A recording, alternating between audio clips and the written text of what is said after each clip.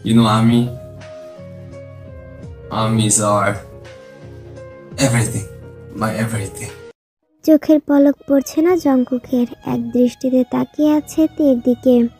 আমি এই বিয়ে মানি না কথাটা শুনে ওর কেমন দম বন্ধ হয়ে আসছে, বুকের ভেতর ব্যথা শুরু হয়েছে, খুব কষ্ট হচ্ছে ওর। তুই পাগলামো করছিস কেন?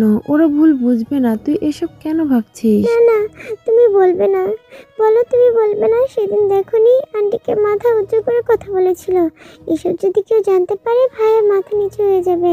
আমি কখনোই সেটা হতে দিতে পারবো না। তুমি বলবে না, কেউ বলবে না, ভাইয়াকে কেউ এসব বলবে না। তুই আচ্ছা ঠিক আছে, বলবো না। তুই ঠান্ডা হ, চল বাসায় চল। সেদিনের পর থেকে তে কেমন যেন হয়ে গেছে, সারাদিন রুমের দরজা বন্ধ করে থাকে। আগের মতো হাসে না, খেলে না, ফাজলামি করে না, ঠিকমতো খায়ও না।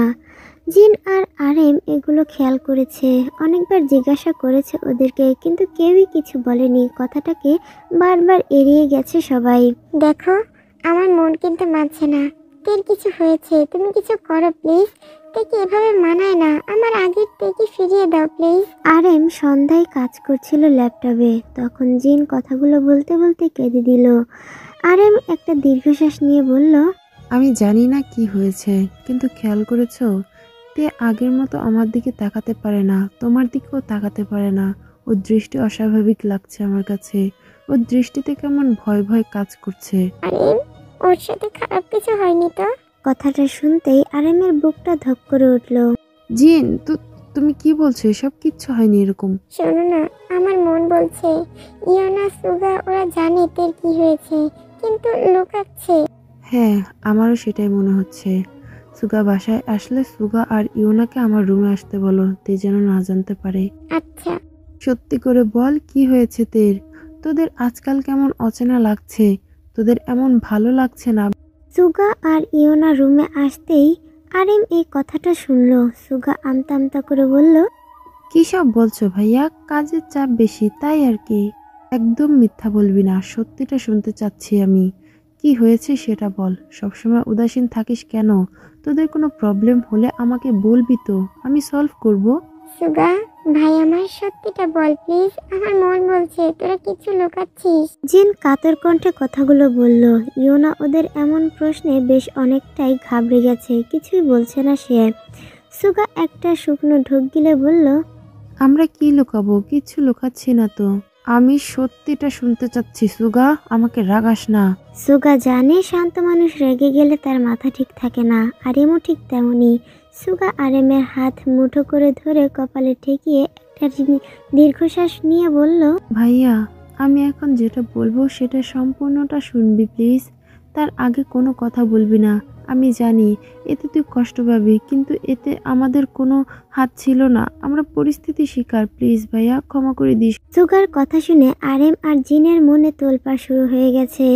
আরেম নিজেকে সামলিয়ে বলল, কি কথা বল ভাইয়া। তে কলেজের ফার্স্ট দিন থেকেই সব ঘটনা বলল সুগা। সব কথা শুনে আরেম আর জিন স্পিচলেস হয়ে গেছে। কি থেকে কি হয়ে গেছে। আরেম আর জিনের চোখে পানি চিকচিক করছে। মেয়েটার উপর দিয়ে কতটা কি গিয়েছে, আর ওদেরকে নাকি কিছুই বুঝতে দিল না, সেটা ভেবেই ওদের বুকটা ফেটে আসছে। ভাইয়া, আমি ছেলেটার খোঁজ নিয়েছি, যতদূর জেনেছি ভালো।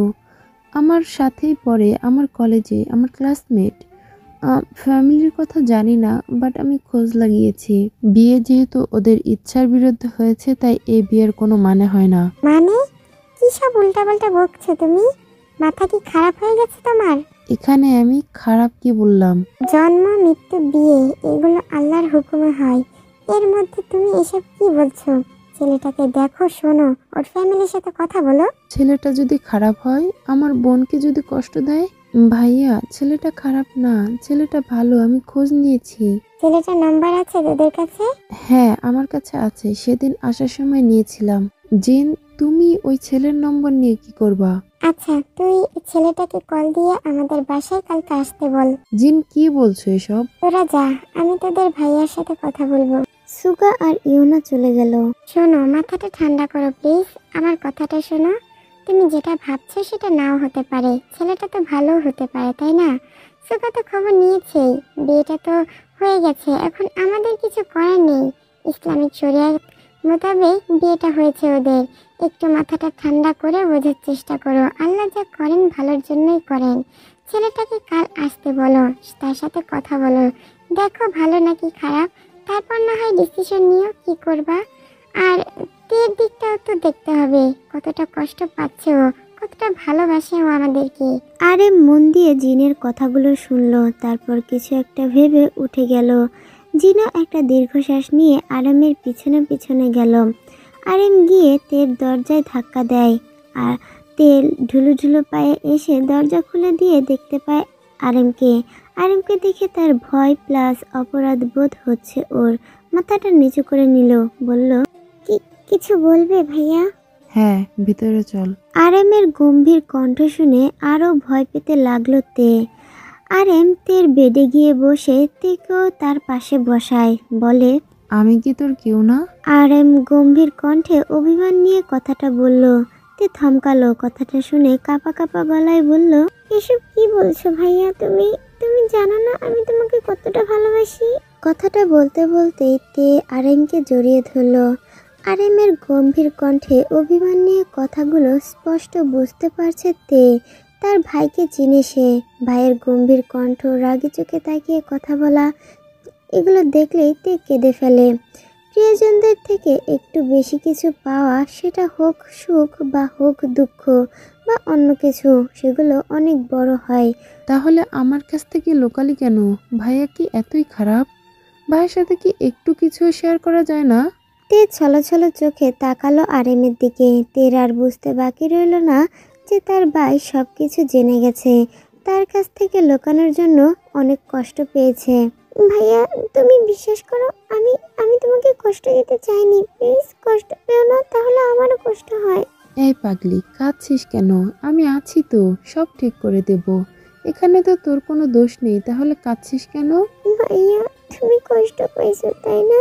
না আমার বাবুই পাখি, কান্না থামা। কি অবস্থা করেছিস দেখেছিস? তোকে পুরো পেতনিদের মতো লাগছে। জিন আরেমকে তের রুমে আসতে দেখে খাবার আনতে গিয়েছিল তের জন্য। রুমে ঢুকতে ঢুকতে বলল, থাক, কান্নাকাটি অনেক হয়েছে, এখন এসব বাদ দিয়ে খাবার খেয়ে নাও। সরি ভাবিপু।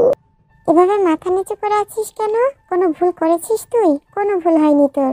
তে কিছুই বলল না। কয়েক ফোঁটা পানি গড়িয়ে পড়ল চোখ দিয়ে। জিন ভাত মাখিয়ে এক লোকমা তের মুখের সামনে ধরল। তে জিনের দিকে তাকাতেই জিন খেতে ইশারা করলো।